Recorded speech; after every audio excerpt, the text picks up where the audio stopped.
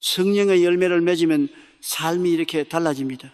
성령의 열매라는 말을 수십 년 동안 들어봤습니다. 사랑, 희락, 화평, 오래 참음, 자비, 양선, 충성, 온유, 절제 외울 수 있습니다. 그런데 솔직하게 돌아봐야 합니다. 내 삶에서 실제로 이 열매들이 나타나고 있습니까? 왜 알고는 있는데 내 삶은 달라지지 않는 것인지 모르겠습니다.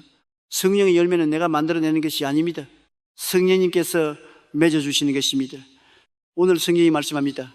성령의 열매가 맺히면 삶이 이렇게 달라집니다. 지금부터 하나씩 확인하십시오. 첫 번째입니다. 사랑이 맺히면 원수도 품을 수 있게 됩니다. 이런 경험이 있습니까? 용서하고 싶습니다. 그런데 잘 되지 않습니다. 마음으로는 용서했다고 생각했는데 그 사람 이야기만 나오면 마음이 불편합니다. 오랫동안 믿어왔는데 왜 이렇게 용서가 어려운 것인지 모르겠습니다. 내 힘으로는 안 된다는 것을 압니다. 그런데 어떻게 해야 할지 모르겠습니다. 성경에서 이것을 가장 극적으로 보여주는 장면이 있습니다. 요셉의 이야기입니다. 요셉은 17살에 형들에게 팔렸습니다. 구덩이에 던져졌습니다. 애굽으로 팔려갔습니다. 노예가 됐습니다. 억울한 누명을 쓰고 감옥에 갇혔습니다. 그 모든 것이 형들 때문이었습니다. 세월이 흘렀습니다. 요셉이 애굽의 총리가 됐습니다. 기근이 들었습니다. 형들이 양식을 구하러 애굽으로 내려왔습니다. 요셉 앞에 섰습니다. 그 순간 요셉이 어떻게 했습니까? 형들을 붙잡아 가둘 수 있었습니다. 보복할 수 있었습니다. 그런데 요셉이 어떻게 했습니까? 형들을 보는 순간 울음이 터졌습니다. 참을 수 없었습니다. 형들에게 말했습니다. 당신들이 나를 이곳에 팔았다고 해서 근심하지 마소서, 한탄하지 마소서. 하나님이 생명을 구원하시려고 나를 당신들보다 먼저 보내셨나이다. 하나님이 보내셨다고 했습니다. 형들을 원망하지 않았습니다. 나중에 형들이 두려워하며 용서를 구했을 때 요셉이 또 이렇게 말했습니다. 당신들이 나를 판 것을 하나님이 선으로 바꾸셨다. 이것은 요셉이 노력해서 만들어낸 용서가 아니었습니다. 하나님이 요셉의 마음에 사랑을 맺어주신 것이었습니다. 성령님께서 맺어주시는 사랑은 인간의 힘으로는 불가능한 것을 가능하게 합니다. 원수도 품을 수 있게 됩니다. 용서가 어렵습니까? 내 힘으로 하려 하지 마십시오. 성령님께서 맺어주시는 사랑이 그 자리를 채우십니다. 그런데 사랑이 맺히는 것보다 더 놀라운 변화가 있습니다. 두 번째입니다. 희락이 맺히면 상황과 상관없이 기쁨이 옵니다. 이런 경험이 있습니까? 기쁘게 살고 싶습니다. 그런데 상황이 받쳐주지 않습니다. 힘든 일이 있으면 기쁨이 사라집니다. 걱정이 생기면 마음이 무거워집니다. 기쁨이 상황에 따라 왔다 갔다 합니다. 진정한 기쁨이 무엇인지 모르겠습니다. 성경에서 이것을 가장 극적으로 보여주는 장면이 있습니다. 바울의 이야기입니다. 바울이 감옥에 있었습니다. 빌립보의 감옥이었습니다. 로마 법정에서 재판을 기다리고 있었습니다. 목숨이 위태로운 상황이었습니다. 그런데 그 감옥 안에서 바울이 빌립보의 성도들에게 편지를 썼습니다. 그 편지에서 이렇게 썼습니다. 주 안에서 항상 기뻐하라. 내가 다시 말하노니 기뻐하라. 항상 기뻐하라고 했습니다. 감옥 안에서 쓴 말씀입니다. 상황이 좋아서 기뻐하라고 한 것이 아니었습니다. 주 안에서 기뻐하라고 했습니다. 기쁨의 근거가 상황이 아니라 주님이었습니다. 이것은 바울이 억지로 만들어낸 기쁨이 아니었습니다. 성령님께서 맺어주신 희락이었습니다. 성령님께서 맺어주시는 기쁨은 상황을 초월합니다. 감옥 안에서도 기뻐할 수 있게 만듭니다. 상황이 힘드십니까? 성령님께서 맺어주시는 희락은 그 상황 안에서도 기쁨을 잃지 않게 하십니다. 그런데 기쁨이 생기면서 함께 찾아오는 변화가 있습니다. 세 번째입니다. 화평이 맺히면 설명할 수 없는 평안이 생깁니다. 이런 경험이 있습니까? 걱정이 많습니다. 잠을 자다가도 걱정이 올라옵니다. 해결되지 않은 문제들이 마음을 짓누릅니다. 믿음이 있으면 평안해야 할 것 같은데 왜 이렇게 불안한 것인지 모르겠습니다. 평안을 갖고 싶은데 어떻게 해야 하는지 모르겠습니다. 성경에서 이것을 가장 극적으로 보여주는 장면이 있습니다. 다시 바울의 이야기입니다. 바울이 로마 감옥에 갇혀 있었습니다. 언제 풀려날지 알 수 없었습니다. 재판 결과에 따라 목숨을 잃을 수도 있었습니다. 인간적으로 생각하면 두렵고 걱정이 가득해야 할 상황이었습니다. 그런데 바울이 그 감옥 안에서 빌립보 교회의 성도들에게 편지를 썼습니다. 아무것도 염려하지 말라고 했습니다. 모든 것을 기도와 간구로 하나님께 아뢰라고 했습니다. 그리고 이렇게 말씀합니다. 그리하면 모든 지각에 뛰어난 하나님의 평강이 그리스도 예수 안에서 너희 마음과 생각을 지키시리라. 모든 지각에 뛰어난 평강이라고 했습니다. 이해할 수 없는 평안입니다. 설명할 수 없는 평안입니다.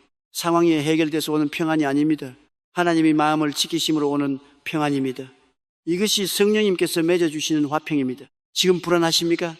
성령님께서 맺어주시는 화평은 상황과 상관없이 마음 깊은 곳에서 올라옵니다.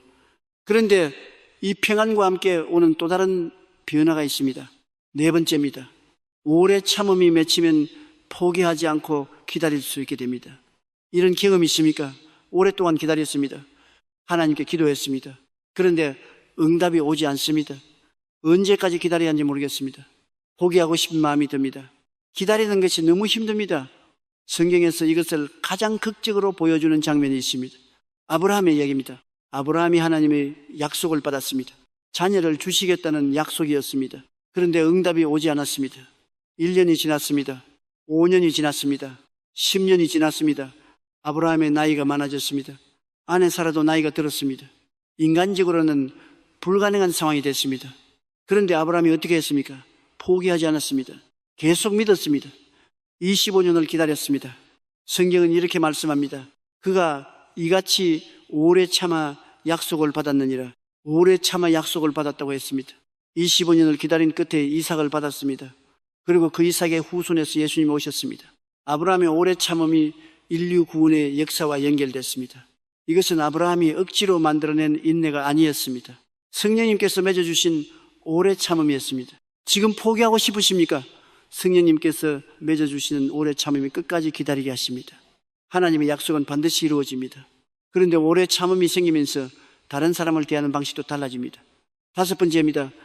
자비가 맺히면 판단하기 전에 먼저 달려가게 됩니다. 이런 경험이 있습니까? 힘든 사람을 보면 마음이 쓰입니다.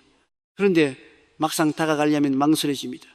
내가 도와줄 수 있을지 모르겠습니다. 어떻게 해야 할지 모르겠습니다. 그러다 그냥 지나칠 때가 있습니다. 나중에 마음이 걸립니다. 성경에서 이것을 가장 극적으로 보여주는 장면이 있습니다. 황자의 아버지 이야기입니다. 아들이 집을 나갔습니다. 아버지의 재산을 미리 받아서 먼 나라로 갔습니다. 거기서 다 탕진했습니다. 돼지 먹이를 먹을 정도로 비참해졌습니다. 그제야 아버지 집으로 돌아가기로 결심했습니다. 아버지에게 이제는 아들이라 불릴 자격이 없다는 것을 알았습니다. 그냥 종으로만 써달라고 부탁하려 했습니다. 아들이 돌아오는 길이었습니다. 아직 멀리 있었습니다. 그때 아버지가 어떻게 했습니까? 아버지가 그를 보고 측은히 역에 달려가 목을 안고 입을 맞추니 달려갔습니다. 아들이 다 오기를 기다리지 않았습니다. 판단하지 않았습니다. 이유를 묻지 않았습니다. 먼저 달려가서 안았습니다. 이것이 성령님께서 맺어주시는 자비입니다. 판단하기 전에 먼저 달려가게 만듭니다. 이유를 묻기 전에 먼저 안게 만듭니다. 망설여지십니까? 성령님께서 맺어주시는 자비가 먼저 달려가게 하십니다. 그런데 자비가 맺히면 자연스럽게 따라오는 변화가 있습니다. 여섯 번째입니다. 양선이 맺히면 선을 행하는 것이 자연스러워집니다. 이런 경험이 있습니까? 선을 행하고 싶습니다. 그런데 막상 기회가 오면 지나칠 때가 있습니다. 나중에 해야지 하다가 때를 놓칩니다. 아니면 내가 해도 되는 것인지 망설이다가 그냥 지나갑니다. 선을 행하는 것이 생각처럼 쉽지 않습니다. 성경에서 이것을 가장 극적으로 보여주는 장면이 있습니다. 선한 사마리아인의 이야기입니다. 한 사람이 예루살렘에서 여리고로 가다가 강도를 만났습니다. 옷이 벗겨졌습니다. 맞아서 거의 죽게 됐습니다. 길에 쓰러져 있었습니다. 제사장이 지나갔습니다. 그 쓰러진 사람을 보았습니다. 그런데 피해서 지나갔습니다. 제사장은 성전에서 하나님을 섬기는 사람이었습니다. 누구보다 선을 행해야 할 사람이었습니다. 그런데 지나쳤습니다. 레위인도 지나갔습니다. 역시 보고 피해서 지나갔습니다. 율법을 가르치는 사람이었습니다. 선이 무엇인지 누구보다 잘 아는 사람이었습니다. 그런데 지나쳤습니다. 알면서도 지나치는 것이 우리의 모습입니다. 그런데 사마리아인이 지나가다가 그를 보았습니다. 사마리아인은 유대인들에게 멸시받던 사람이었습니다.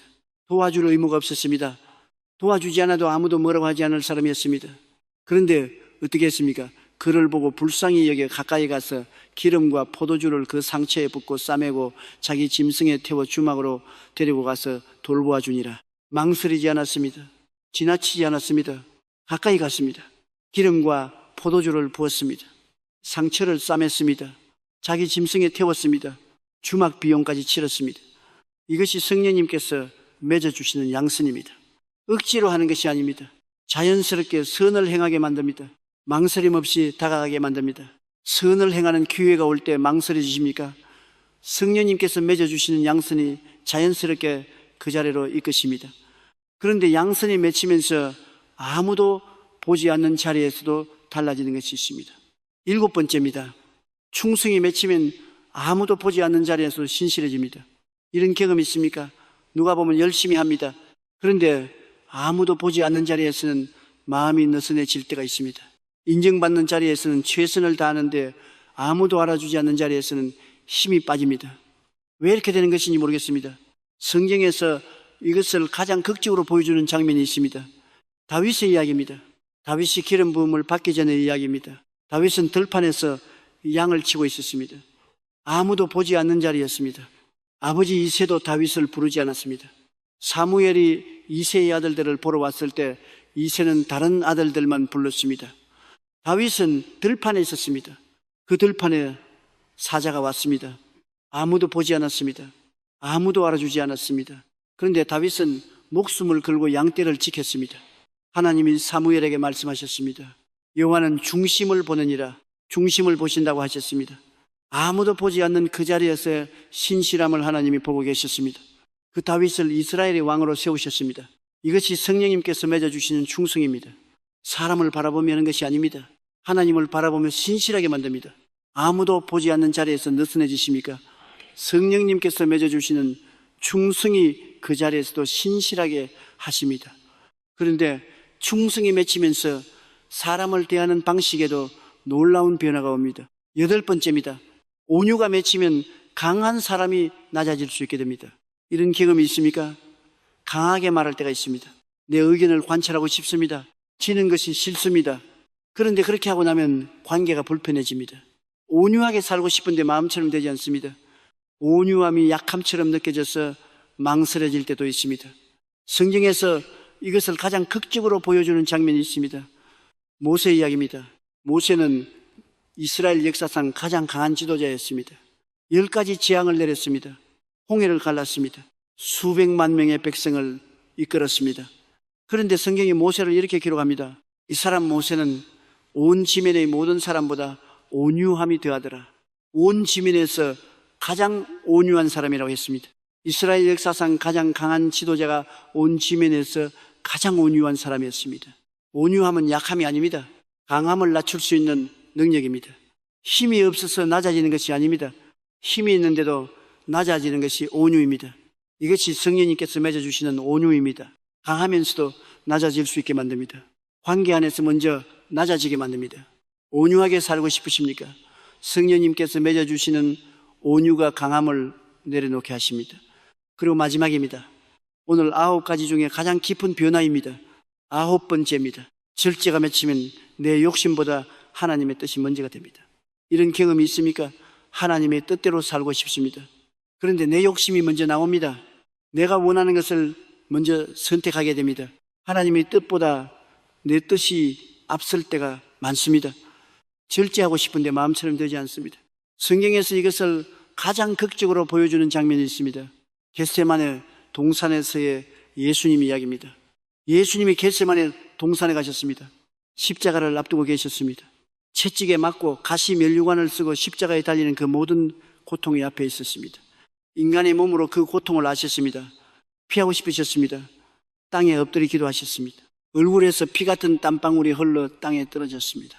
그 극한의 고통과 두려움 속에서 예수님이 이렇게 기도하셨습니다. 내 아버지여, 만일 할 만하시거든 이 잔을 내게서 지나가게 하옵소서. 그러나 나의 원대로 맛이 없고 아버지의 원대로 하옵소서. 나의 원대로 맛이 없고 아버지의 원대로 하옵소서. 내 뜻보다 하나님의 뜻을 먼저 선택하셨습니다. 이것이 성령님께서 맺어주신 절제입니다. 내 욕심을 억지로 참는 것이 아닙니다. 하나님의 뜻이 더 좋다는 것을 믿기 때문에 내 뜻을 내려놓는 것입니다. 그리고 그 절제가 인류 구원의 길을 열었습니다. 내 욕심이 먼저 나옵니까? 성령님께서 맺어주시는 절제가 하나님의 뜻을 먼저 선택하게 하십니다. 지금 이 9가지 중에 하나라도 내 삶에서 느껴지는 것이 있습니까? 하나라도 해당된다면 그것이 성령님께서 당신의 삶에서 일하고 계신다는 증거입니다. 성령의 열매는 내가 만들어내는 것이 아닙니다. 성령님께서 맺어주시는 것입니다. 이제 함께 기도하겠습니다.